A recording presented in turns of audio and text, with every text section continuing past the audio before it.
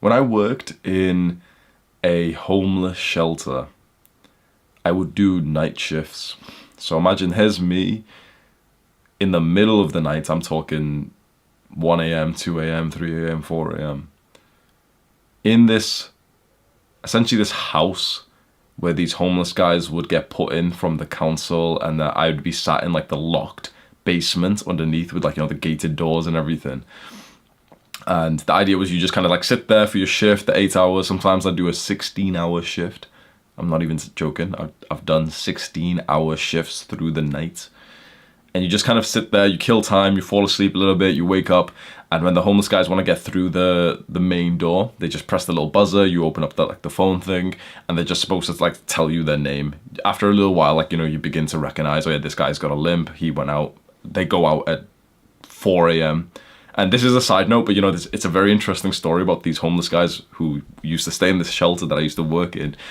They would have like this ringleader where 2, 3, 4 a.m. one guy would get out of his bedroom and with speed, out of nowhere, so I'm looking at the CCTV kind of sleepy and stuff, and out of nowhere one guy gets out of his bedroom and with speed, walking across all of the corridors, banging on each door. Within seconds, each door opens, every guy's dressed and ready to go. 10 homeless guys literally leave all at once outside of the building. They're outside. Here's me in the basement right here, like 5 meters away, locked underneath. I see literally 10 guys stood outside on the CCTV. They're all just sat, like, you know, talking, whatever, chatting, smoking. Again, the same ringleader guy, and he was younger than all of them. He was literally 19 years old. He walks off, everyone follows him. Okay, sweet, you know, I've got a few minutes, you know, they've went, I'm making some tea, whatever. You probably won't believe me. Every single time they would come back, what do you think I saw them with?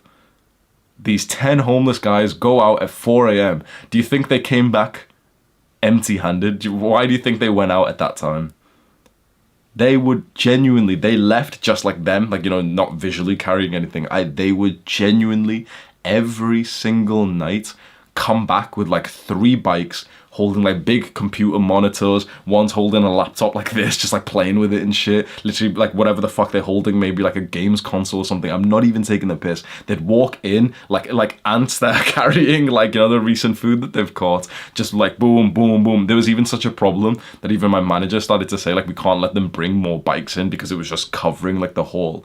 Anyone who lives in Manchester, in Fallowfield, I guarantee that if you ever had something robbed from your house, I guarantee it was by these guys, because they were good at this. They'd go empty-handed and come back 2, 3, 4 bikes, all laptops, whatever it was, and iPhones and stuff. And then after that, it was like clockwork. They were all hungry as well, so they'd knock onto the basement part. So here's me like trying to sleep. Suddenly there's like a homeless guy in the window of the thing, literally like a meter away from me, in the window of the door. Yeah, bro, can you open up? I want to get some breakfast. He's got to walk through my bit to get to the kitchen, which is supposed to be locked at this time. We're not supposed to let them in. I don't even know why I did it, but I would just let them in all the time as well. So here's me, literally 4 a.m. This guy's just robbed someone, and here he is inside the same room as me, and then 10 guys walk past my room. And you know what's weird? These guys, they're thieves, they're drug addicts and stuff.